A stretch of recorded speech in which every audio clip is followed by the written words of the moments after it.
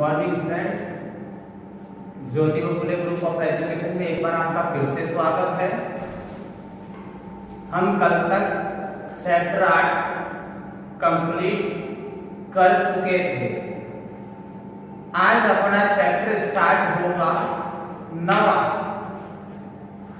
जो कि उसी से रिलेटेड है। पर इस चैप्टर में अगर आपसे चित्र सवाल के सही बन गए तो सवाल समझ में आ जाएगा। अगर आपका चित्र गलत तो सवाल भी गलत होगा।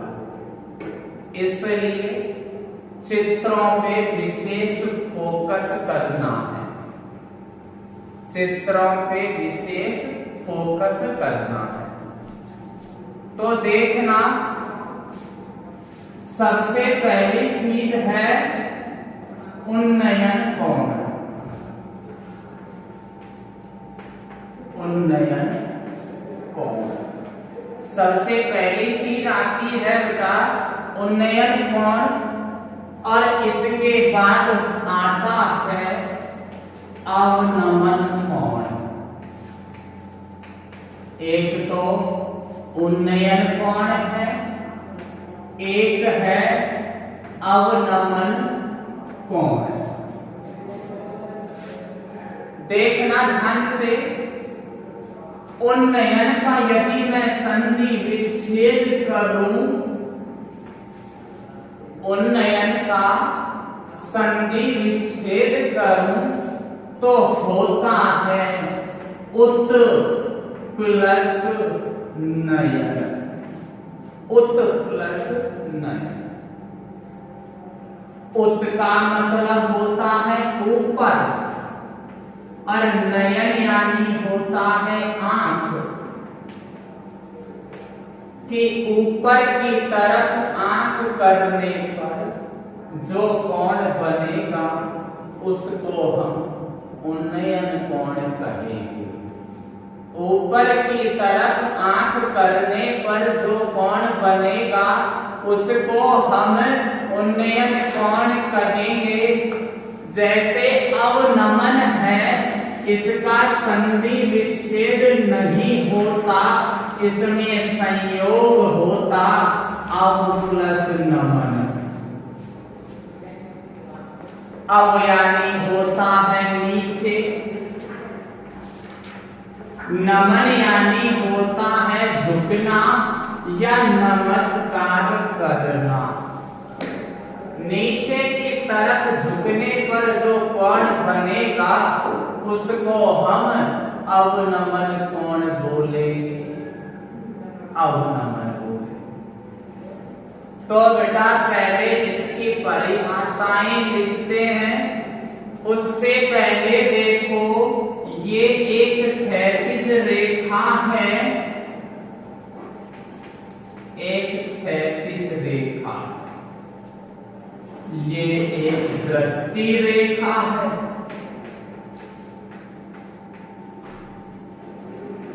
ये क्षैतिज, ये दृष्टि।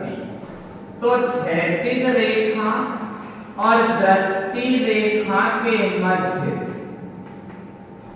क्षैतिज रेखा और दृष्टि रेखा के मध्य ऊपर की ओर देखने पर, क्षैतिज रेखा और दृष्टि रेखा के मध्य ऊपर की ओर देखने पर बनने वाला कोण उन्नयन कोण कहलाता। क्षैतिज रेखा और दृष्टि रेखा के मध्य ऊपर की ओर देखने पर बनने वाला कोण उन्नयन कोण कहलाता है। ये एक क्षैतिज रेखा हो गई, ये एक दृष्टि रेखा हो गई। तो देखो, क्षैतिज रेखा और दृष्टि रेखा के मध्य नीचे की ओर देखने पर बनने वाला कोण अवनमन कोण कहलाता है। और दृष्टि रेखा के मध्य नीचे की ओर देखने पर बनने वाला कोण अवनमन कोण कहलाता है। क्षैतिज रेखा और दृष्टि रेखा के मध्य ऊपर की ओर देखने पर बनने वाला कोण उन्नयन कोण। क्षैतिज रेखा और दृष्टि रेखा के मध्य नीचे की ओर देखने पर बनने वाला कोण अवनमन कोण कहलाता। परिभाषा लिखो इनकी।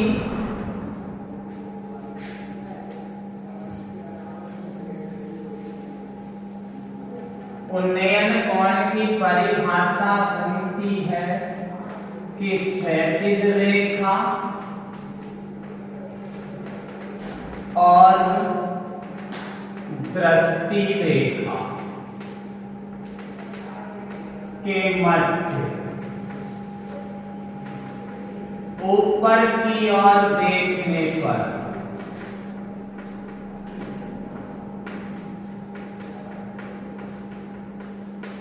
बनने वाला कोण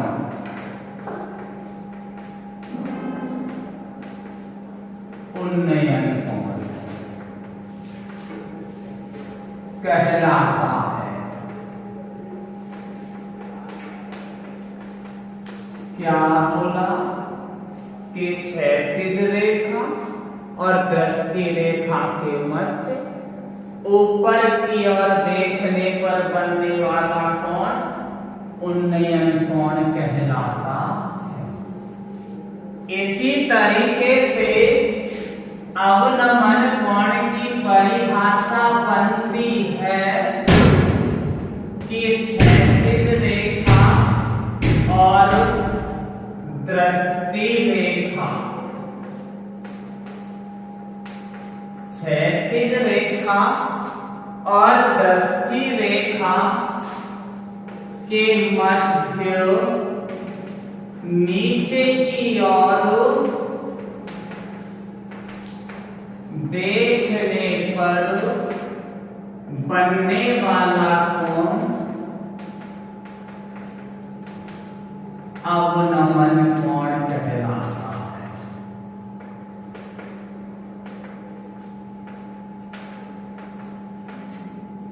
ओके। अब यदि बेटा एक ही आकृति में उन्नयन कोण और अवनमन कोण जो बनते हैं वो बराबर बनते हैं। एक ही आकृति में उन्नयन कोण और अवनमन कोण जो बनेंगे वो बराबर बनेंगे, क्योंकि ये एकांतर बनाते हैं। एकांतर कोण बनाते हैं। कैसे? आप उठा के इस चित्र को यदि इस चित्र पे रख दो तो क्षैतिज रेखा पर क्षैतिज रेखा रखी जाएगी, तो ये डिजाइन इस तरीके से बन जाएगी जो कि जेड की आकृति बनाती है और इसमें एकांतर कोण होता है और एकांतर कोण हमेशा बराबर होता है। आगे बात चले तो देखो बेटा कि जैसे मैं यहां खड़ा हूं और मैं ये Jyotiba Phule group of education को यहां से पढ़ रहा हूं, इधर खड़ा हो गया और इस Jyotiba Phule group of education को यहां से पढ़ रहा हूं, तो मेरी गर्दन कितनी ऊंचाई पर जा रही है ये आप देख रहे हो। अब मैं इसके नजदीक गया और अब पढ़ रहा हूं तो मेरी गर्दन कितनी ऊंची जा रही है। आपको अंतर महसूस हुआ होगा कि मैं ये लंब का काम करेगा। ये किसका काम कर रहा है? लंब का।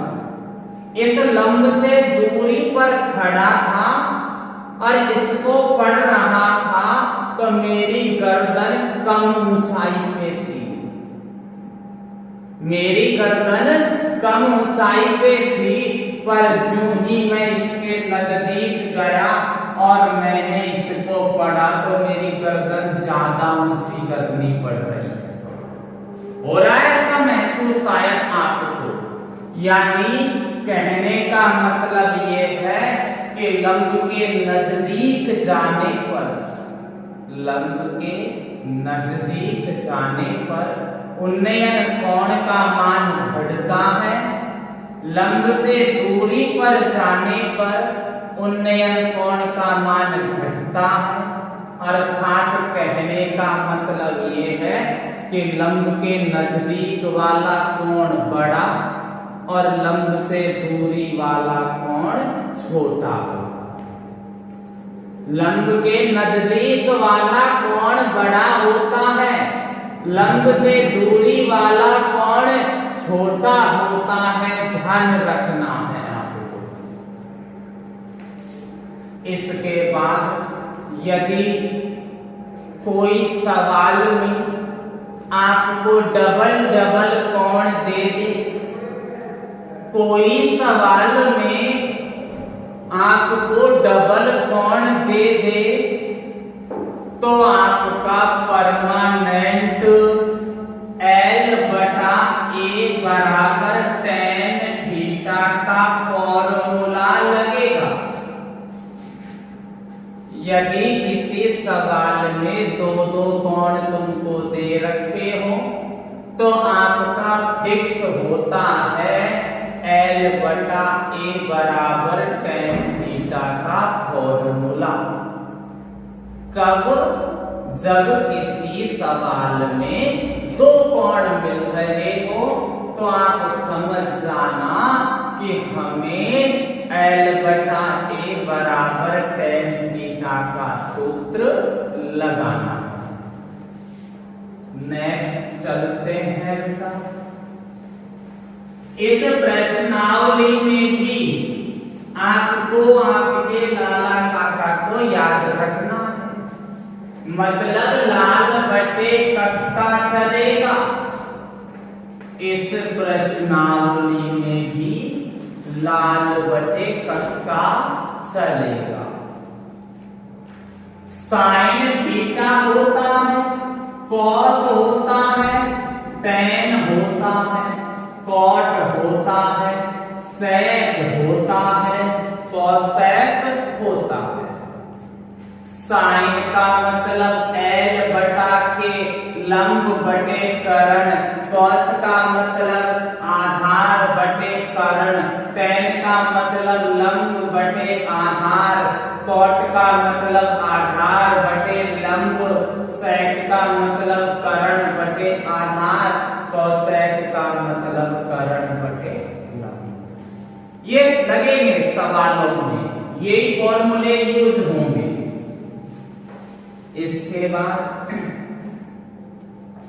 कर्ण याद करने का फॉर्मूला आप जानते हो।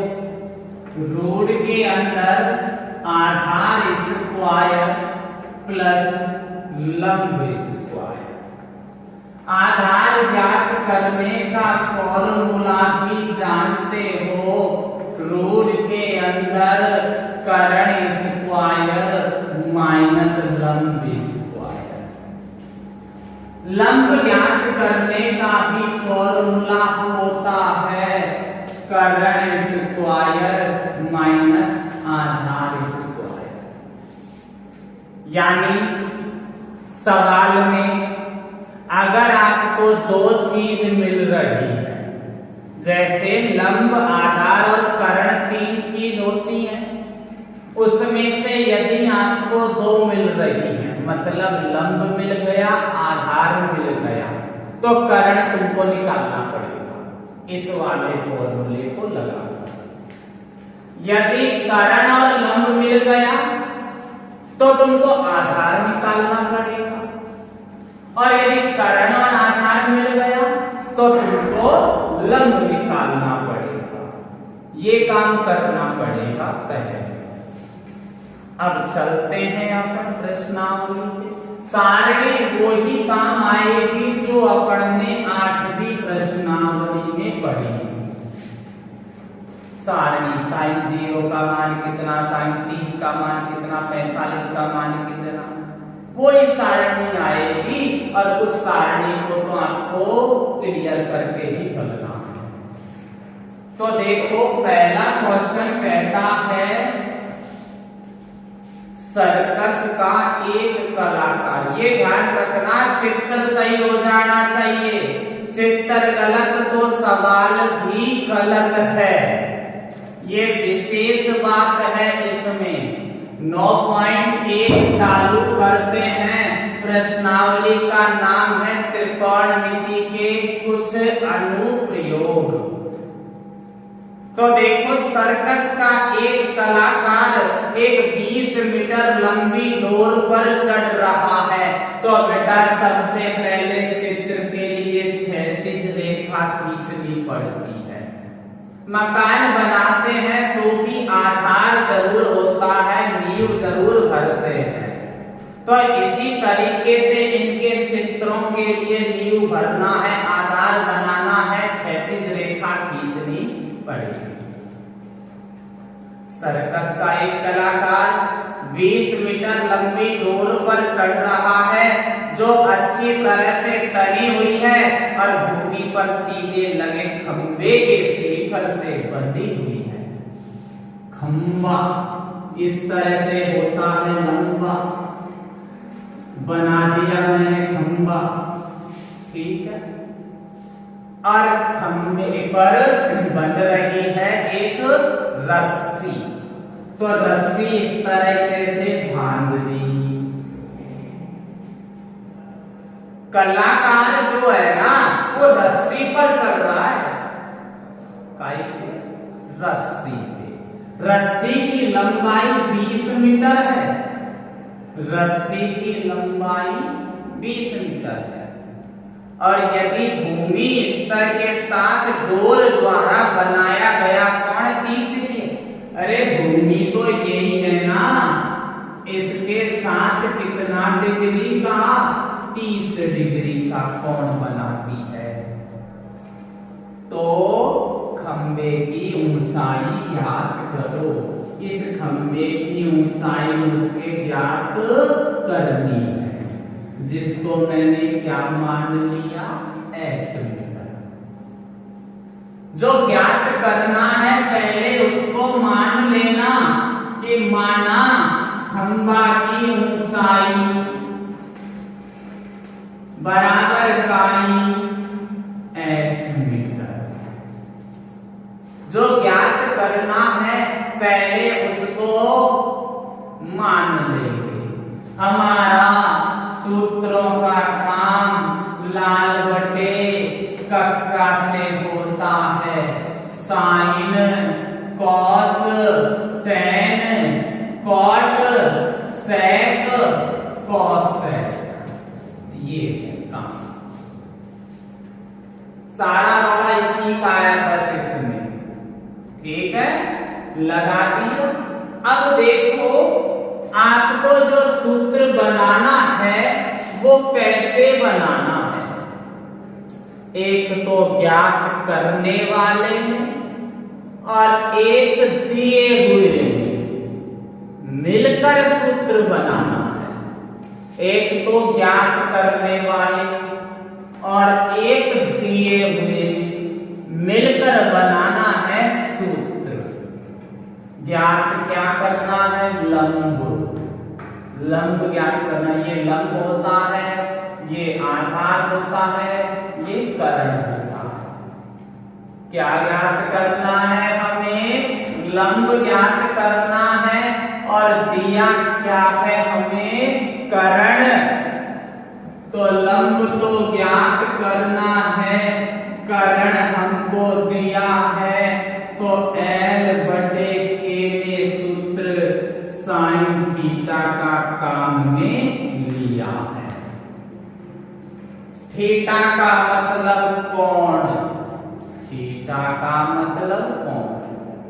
L का मान इसमें h हो गया, करण का मान इसमें 20 हो गया, बराबर साइन थीटा की जगह पे 30 डिग्री लिया। सारणी से इसका मान ढूंढना है अपन को, तो साइन 30 का मान 1/2 आता है।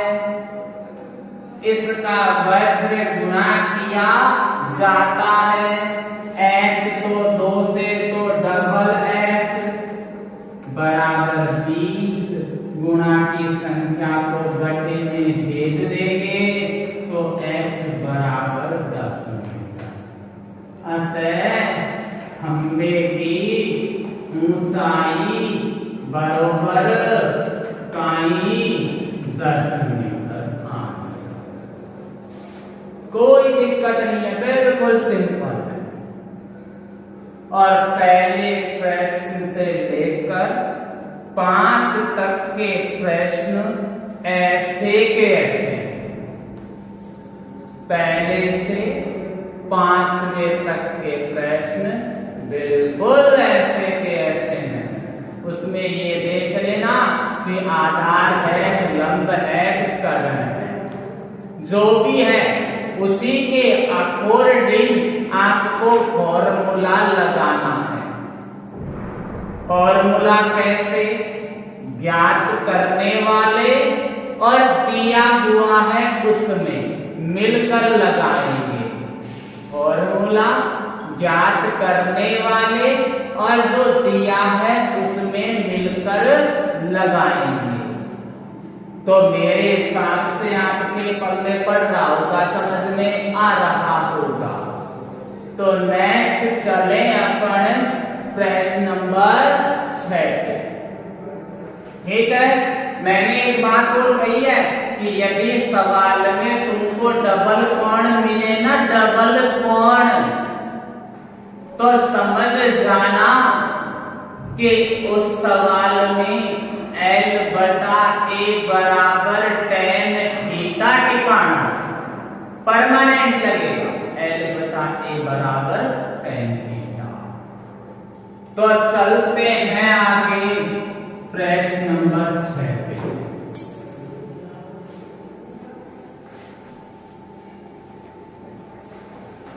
अधिकतर tan थीटा वाली सारणी काम आएगी इसमें, अधिकतर tan थीटा वाली सारणी काम। प्रश्न नंबर 6 पढ़ रहा हूं।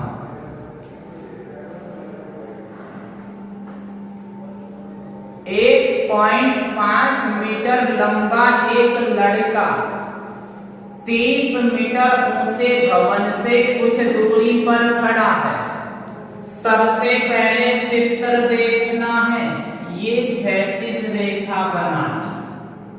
चित्र सही तो सवाल भी सही, चित्र गलत तो सवाल भी गलत। तो देखो सबसे पहले क्या बनानी, क्षैतिज रेखा, आधार बना लिया। 1.5 मीटर लंबा एक लड़का, ये लड़का बना दिया। चित्र धांसू समझना है। 1.5 मीटर, कई सोचते हैं कि साफ इतना सा ही लड़का है कि 1.5 मीटर का ही। 1.5 मीटर बहुत होता है, ध्यान रखना। आदमी के कपड़े तैयार हो जाते हैं 1.5 मीटर। तो आप सोच लो कि कितना होगा। 1.5 मीटर लंबा एक लड़का, एक 30 मीटर ऊंचा भवन है। 30 मीटर ऊंचा भवन, ये 30 मीटर ऊंचा एक भवन बना दिया। 30 मीटर ऊंचा भवन बना लिया, 30 मीटर ऊंचा। कहीं भवन को आप लड़के के ऊपर मत बना देना, कहीं लड़के को ले बैठो तो, है ना। ये तो लड़का, ये भवन, खड़ा कर दिया। जब वह ऊंचे भवन की ओर जाता है, कौन? लड़का। भवन लड़के की तरफ नहीं आएगा, लड़का भवन की तरफ जाएगा। तो जब वह ऊंचे भवन की ओर जाता है, पहले लड़का यहां खड़ा हुआ था, अब लड़का यहां पहुंच गया, ऊंचे भवन की ओर जाता है। भेज दिया ना लड़के को, कहां? भवन की ओर। तो उसकी आंख से, लड़के की आंख पहले बी बिंदु पे थी, अब लड़के की आंख यहां हो गई। कोई लड़के की आंख टांग पे थोड़ी ना होती है, यहीं होती है, ठीक है। तो उसकी आंख से भवन के शिखर का उन्नयन कोण 30 डिग्री से 60 डिग्री हो जाता है। आंख से भवन के शिखर, आंख से भवन के शिखर मिला दिया ना, आंख से काई को? भवन के शिखर को। उसकी आंख से भवन के शिखर का ध्यान रखना। अगर चित्र सही है तो आपका सवाल 100% सही होगा। अगर चित्र आपसे गलत बना तो आपका सवाल कोई कंडीशन में सही नहीं होगा। ये सवाल में चित्र ही मेन मायने रखता है।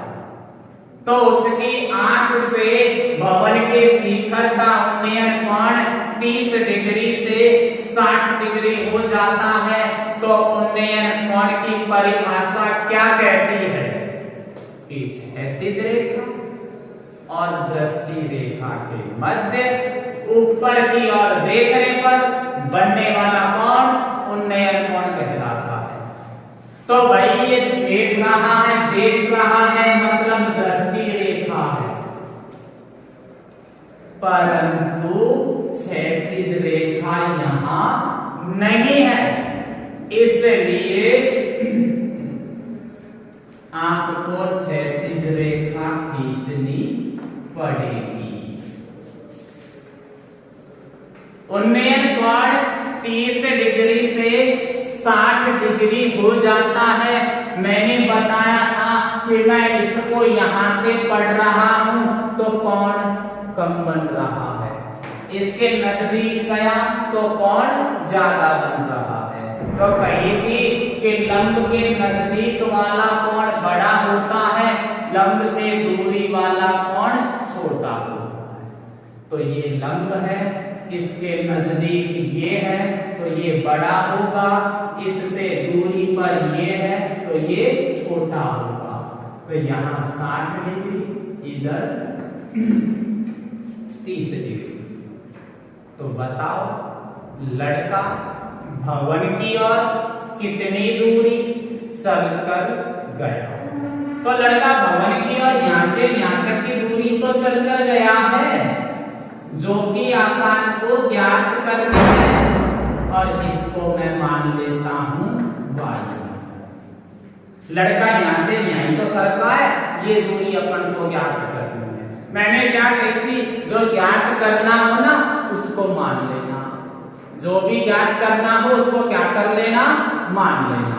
तो माना लड़का भवन की ओर x मीटर चलकर गया।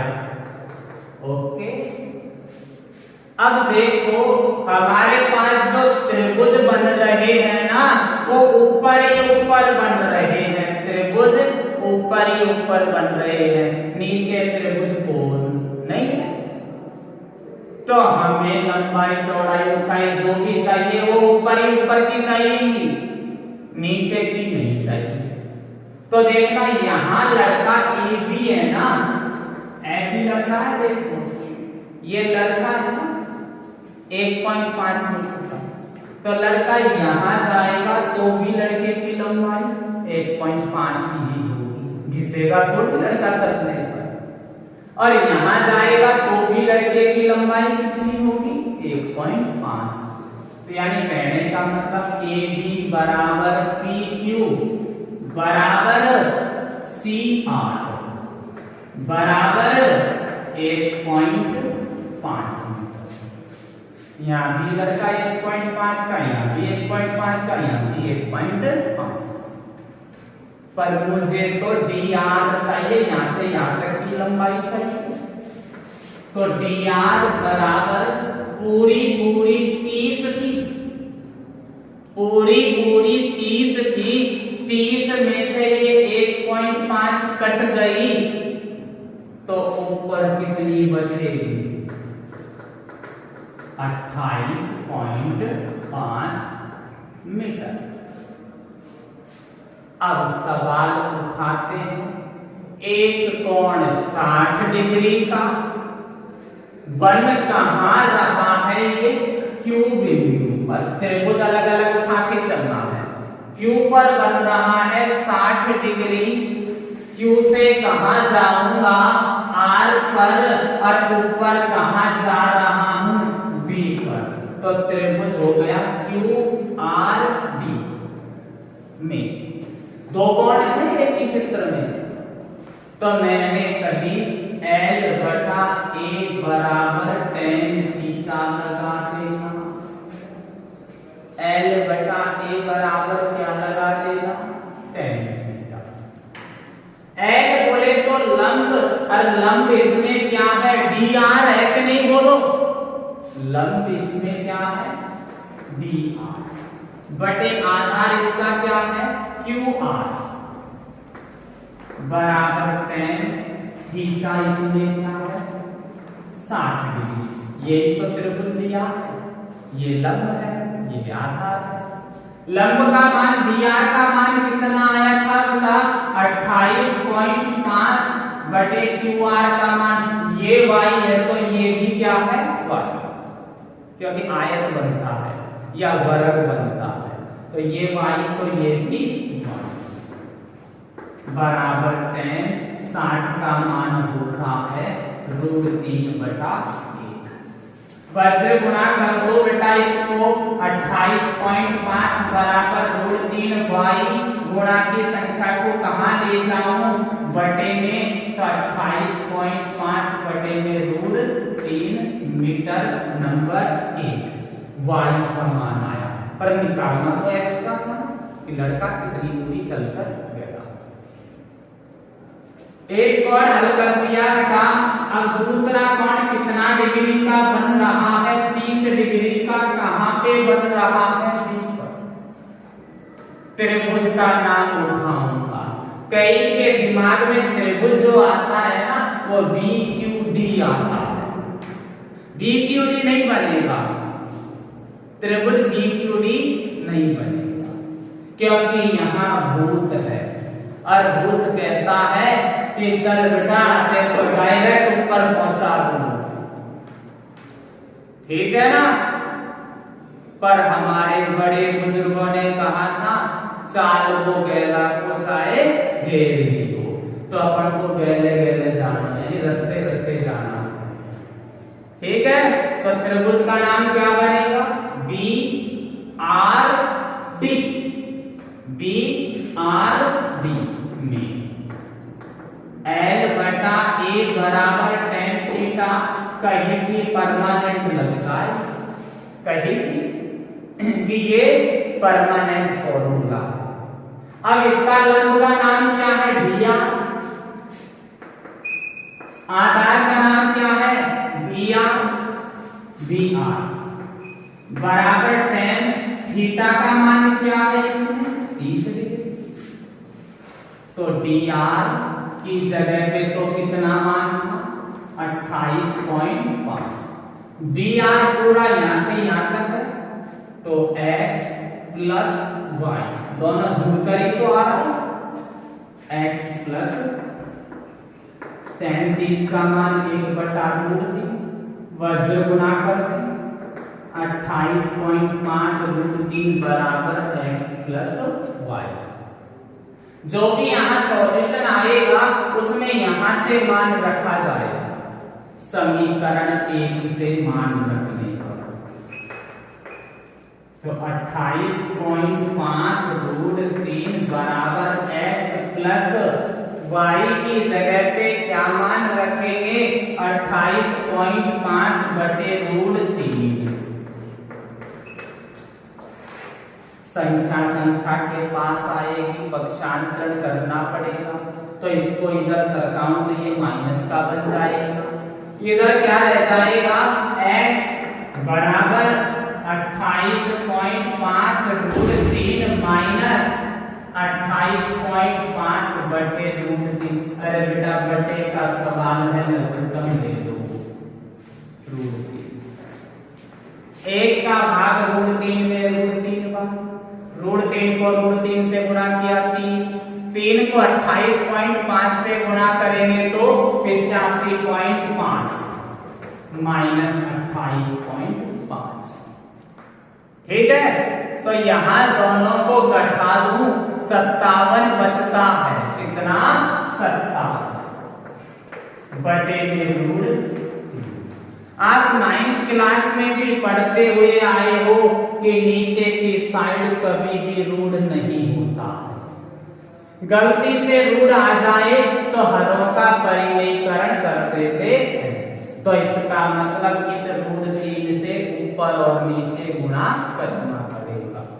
तो x बराबर 57 बटे रूट 3, ऊपर भी रूट 3 नीचे भी रूट 3। रूट 3 को रूट 3 से गुणा किया 3, 57 रूट 3। 57 में 3 का भाग दे दूं 19 रूट 3 मीटर। अतः लड़का भवन की ओर कितनी दूरी चलकर गया है? 19 रूट 3 मीटर। अतः लड़का भवन की ओर 19 रूट 3 मीटर चलकर। सवाल थोड़ा बड़ा जरूर है, पर सभी सवालों में आपका ये ही पैटर्न चलेगा, कोई अलग से पैटर्न नहीं होगा। तो मेरे हिसाब से समझ में आया होगा। एक बार हल्के से वापस देखना चाहो तो देख लो कि देखो यहाँ मैंने कही थी कि लंब के नजदीक का कोण बड़ा होता है, इधर 60 डिग्री। लंब से दूरी वाला कोण छोटा होता है, इधर 30 डिग्री। अलग अलग कोण के लिए अलग अलग हल करना। तो पहले अपन ने कोण इसके लिए लिया 60 डिग्री के लिए, त्रिभुज QRD परमानेंट L बटा A बराबर tan थीटा लगेगा। L का मान इसमें dr है, dr जो कि कितना है 28.5।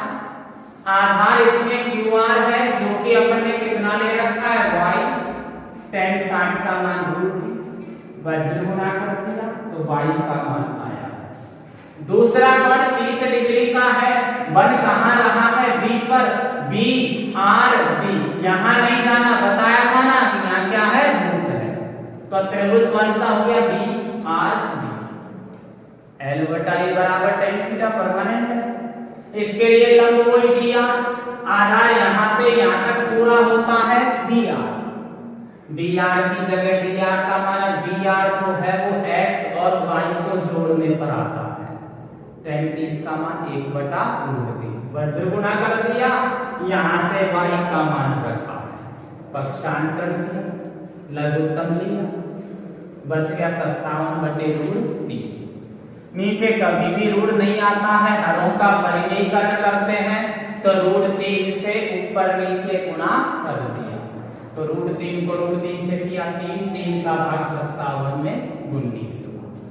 ऐसे बेटा आपके यहाँ रूट के मान रखे हुए नहीं है, रूट के मान रखे हुए नहीं है।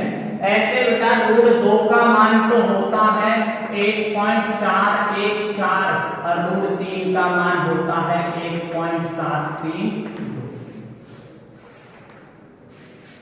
यहां आपके सारणी में अधिकतर tan के मान ही आएंगे, अधिकतर tan के मान आएंगे। एक 30 डिग्री, 45 डिग्री और 60 डिग्री, ये अधिकतर मान आएंगे tan के, क्योंकि लगभग सभी सवालों में L बटा A बराबर tan थीटा लगेगा, छठे से ऊपर के सारे सवालों में।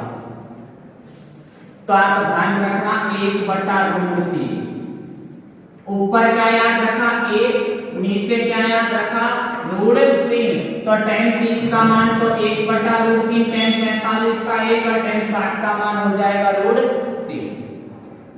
तो आज के लिए बहुत है, आगे कल देखेंगे। धन्यवाद।